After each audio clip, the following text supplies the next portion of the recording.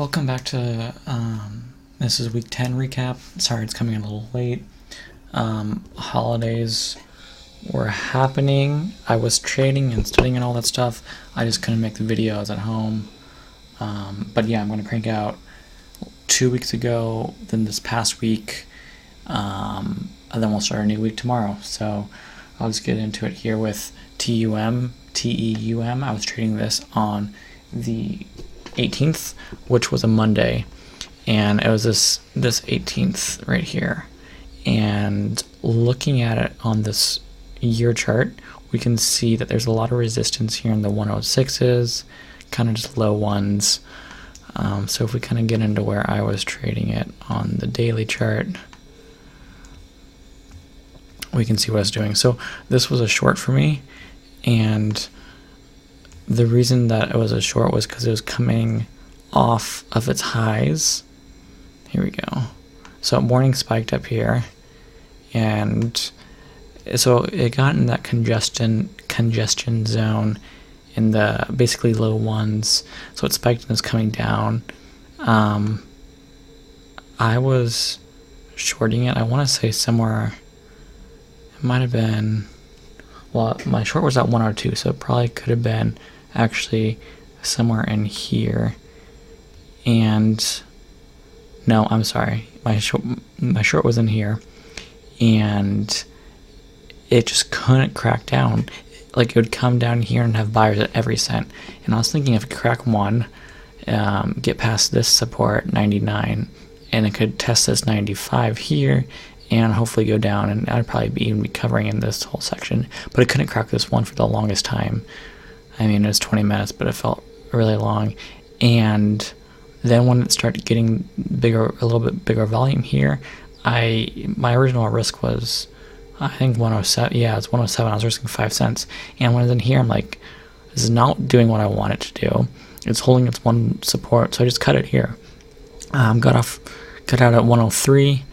And this thing actually, in one day, it went up to 150. So definitely a good cover. And next day, I mean, it reached almost $2. So good cover, good understanding this price action here, but a loss nonetheless. Next day, or actually it's Wednesday the 20th, I was trading XNet. So again, on the multi-day chart, the 20th is this day. So the reason I was trading this is it's like a number 5 bounce. That's what I was going for. We see it's had support here in the past, and it's had 3 red days. So getting back into the daily chart, if we want to look at the 20th.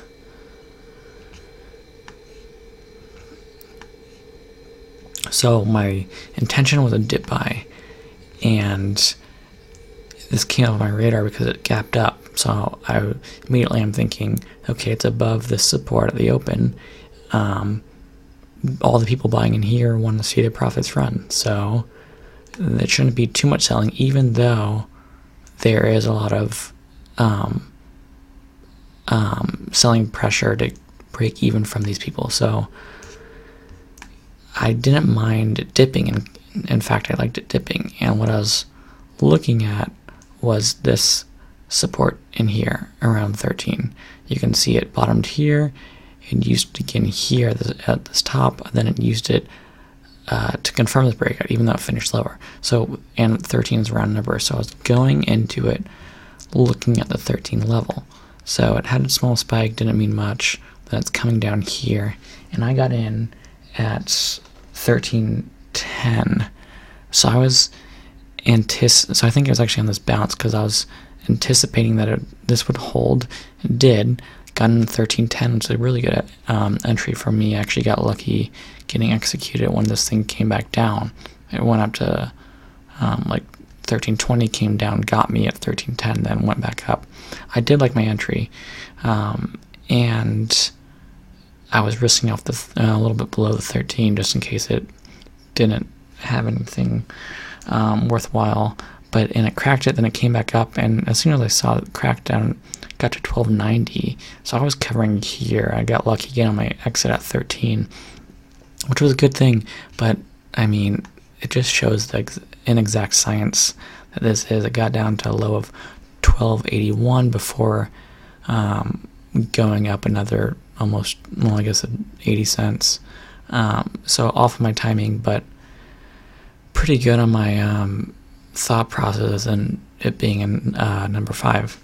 So that was a bit of a unlucky shame. Next, I traded actually that same day, the 20th, FTFT, going again on the yearly chart. 20th is this here, so it's the second green day, and we can see it double topped. And let's look at what it did there. Yeah, so this trade I was in on this breakout over the morning highs, and I thought I could run a bit more. The highs around 470 and the previous day's high at 480, so it has room to run, and it obviously can run. We saw the day before, so it has a spike consolidation, and I'm buying it.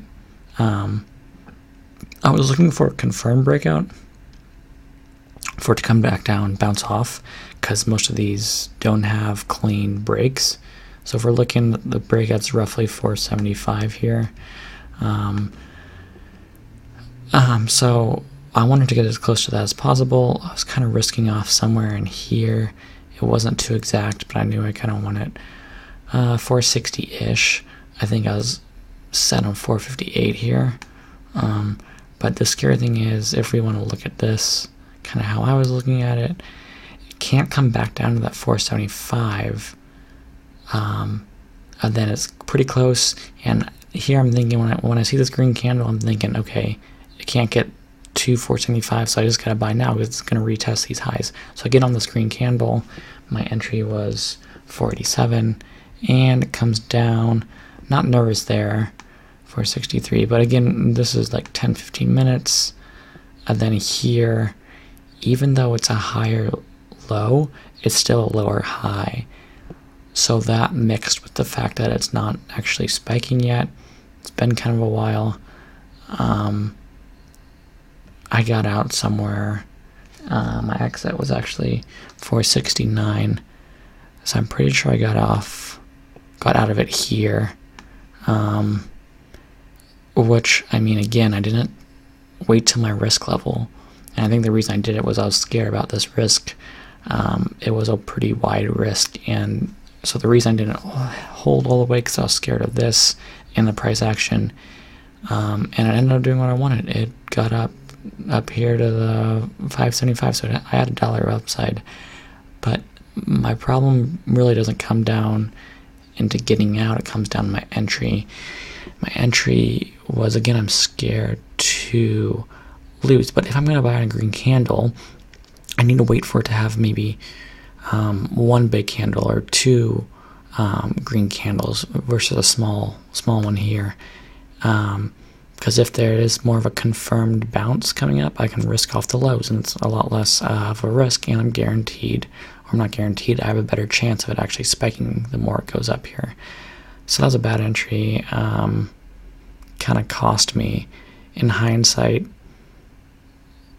I mean, I don't think I would have even bought here because I was wanting it to be 475, but seeing this higher low, if I didn't buy there and I was patient through here, this would have been a better entry by far.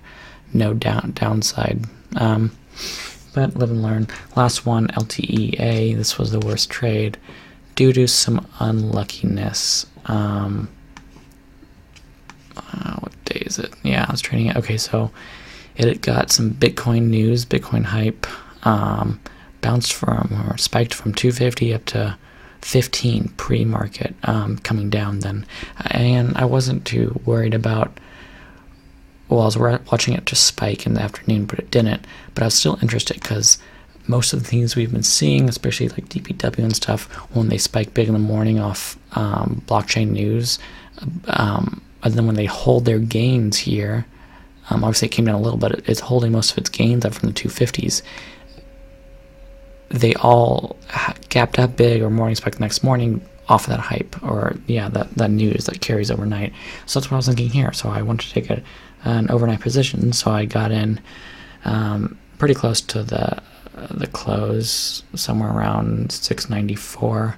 I didn't really care too much about my entry. Sorry, I was trying to get it on dips and stuff like that. But as long as I was holding it overnight, and the worst thing possible happened here, Bitcoin itself had a big pullback from 19,000 down to 12,000, and that caused most of these stocks to gap down. And I actually I saw it down here. I was down over $2, and I figured that it would have a bounce, which it did. I think I held through these. I fell back asleep for this, and I got out here, I think right before the market opened at 570. So I did cut my losses more intelligently than faster, because I figured this would have a bounce. I wasn't even thinking about Bitcoin itself, whether it would bounce. But this was kind of unfortunate news. And I mean, it would have been, I could have sold it a lot. I could have sold it for less of a loss, but at the end of the day, I just wanted to be out of this. Kind of a shame, and it put a salty taste in my mouth for overnight holds. But I'm starting to get back on the train with those more on the number 5 bounces. But learned a lot from this, so I'll take it into the new year. Thanks for listening.